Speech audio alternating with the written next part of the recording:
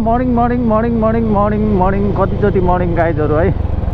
अहिले 8 बज्दैछ होला, कहाँ बज्नु 7:30 भइरहेको रहेछ। आफ्टर लङ टाइम गाइजहरू उता जाने हो कि यता जाने हो। धेरै दिन भयो क्या मैले ब्लग त सुटै गरेको थिएन क्या, अपलोड नगरेको होइन कि ब्लग सुट नै गरेको थिएन। लागा भाइले नि चिया पनि खाएन। लागा भाइलाई त म उठाउनै आएको त यिनी मुला औडै सुत्छन्। मैले मभन्दा नि औडा सुत्नु लाले हो तिमी। लागा कलेज पनि थिएन आज। सुरुमा हामी 2 भाइ टक्क लाएर कालो चिया खान जान्छौँ। चिया खाना हाम्रो उता पुरानो जक्सन भन्ने कि नयाँ जक्सन। लागा भाइलाई लान्छु मैले। के हो लागा भाइ, चिया खाना गइन्छ नि होइन। अनि त्यसपछि आज म तपाईँहरूलाई मेरो बाइकको डिबी किलर बिनाको साउन्ड र डिबी किलरसँगको साउन्ड सुनाउँछु के। भन्छन् नि इङ्ग्लिसमा विथ डिबी किलर अनि विदाउट डिबी किलर। त्यो चाहिँ कस्तो भनेपछि गाइज अब मैले एउटै भिडियोमा तपाईँहरूलाई दुईवटा साउन्ड कहिले पनि सुनाएको छैन नि त। के भन्नु ल, जस्तो म अहिले मेरो डिबी किलर छ होइन। अहिले म घरदेखि निस्क्यो नि, अब भिडियो इन हुने बेलासम्मै एउटै हुन्छ नि त साउन्ड। अनि आज मैले एलेङ्की पनि लिएर आएको छु क्या। लगा यो चाहिँ हाम्रो गाउँको सेक्सी बाटो है। यही त अगर बुढाले बुढीलाई मारेको के गरेर काटेर ए यहीँ हो। ए अस्ति भर्खरको होइन। यता औडा औडा हुन्छ क्या गाई यार। बुढाले माया कसम बुढीलाई यार काटेको यार। बुढाबुढी चाहिँ झ्याप थियो होला अनि हाने नि यार। नत्र त मा कसम हतियार चलाउन पनि मुटु चाहिन्छ नि गाइज, हो कि होइन भन्नु त।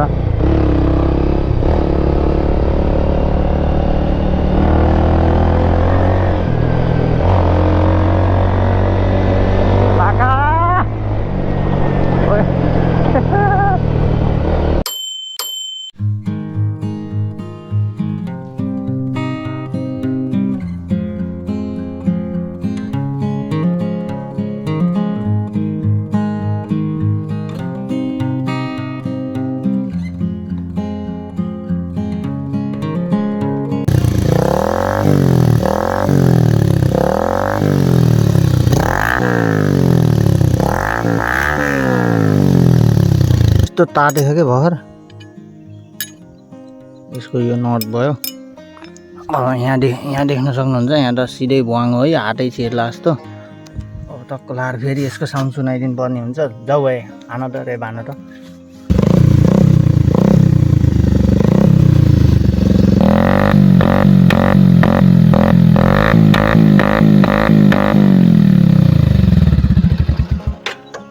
डिबी किलर भएन भने उस आउँछ होइन भाइ साउन्ड मोटो क्या होइन। मोटो आउँछ। डिबी किलर भयो भने नि कडा हान्छ हान्न त गाइज। अलिक हुन्छ नि प्याट प्याट प्याट टाइपको आउँछ क्या, यस्तो पातलो साउन्ड आउँछ क्या। त्यही हो। अनि त्यसपछि डिबी किलर भयो भने चाहिँ एकदम हाई रेप गरेन भने खासै त्यस्तो लाउड गर्दैन क्या। अब एकदम पब्लिक भएको ठाउँमा नि मजाले हिँड्न सकिन्छ। अनि डिबी किलर छैन भने त तपाईँको हल्का रेप गऱ्यो भने नि भुर्र आउँछ क्या। जे भए पनि विदाउट डिबी किलर चाहिँ लास्टै लाउड नै आउँछ साउन्ड चाहिँ। अहिले निकालिदिएको नि त, यहाँ देखिहाल्नु भयो तपाईँहरूले होइन। त्यही भएर मैले चाहिँ डिबी किलर हालेरै हिँड्छु। कति भयो निकालेको, अस्ति बाइक सेक धोयो अनि हालेको।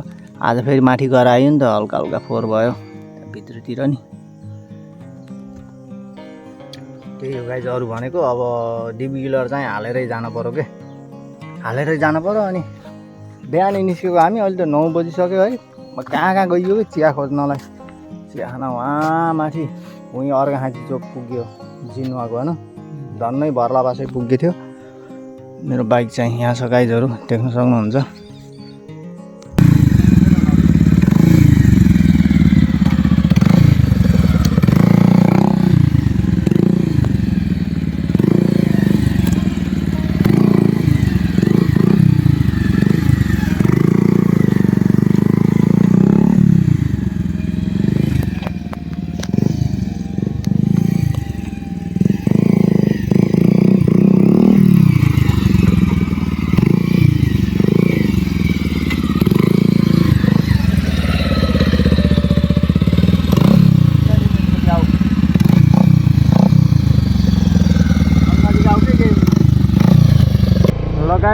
तपाईँहरूलाई विथ डिबी किलर साउन्ड बबाल लाग्यो कि विदाउट डिबी किलर साउन्ड बबाल लाग्यो कमेन्ट हान्नु त।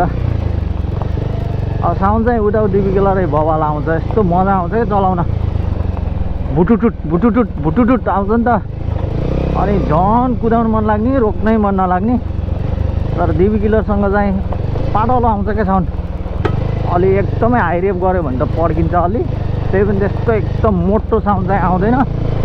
तर डिबी किलर भएन भने चाहिँ कस्तो हुन्छ भने चाहिँ अलि पब्लिक एरियामा त्यतातिर चाहिँ बिस्तारै रेप गऱ्यो भने नि एकदम लाउड आउँछ क्या साउन्ड। सबले हेर्छन् अनि कतिले त गाली गर्दा हुन् होइन।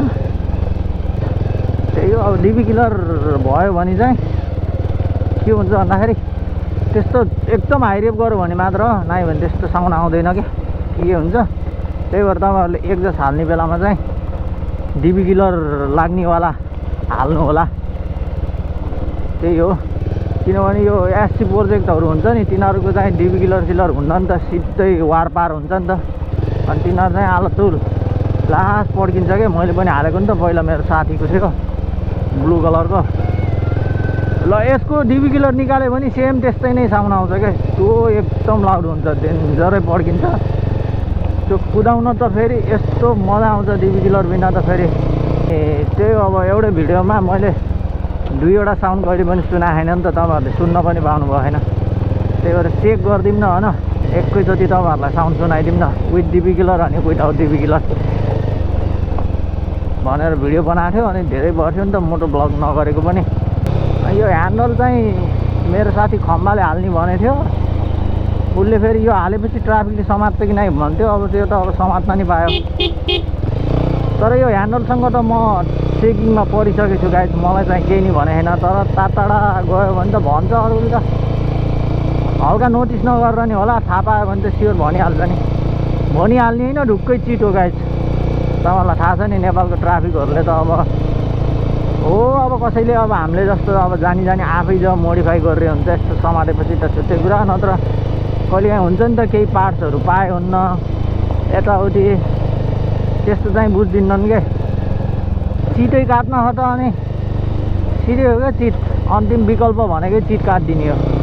सो गाइज आजको भिडियो यही नै थियो है। आई होप हजुरहरूलाई भिडियो मन पर्यो होला। भिडियो मन पर्यो भने लाइक गरिदिनु होला, कमेन्ट पनि गरिदिनु होला।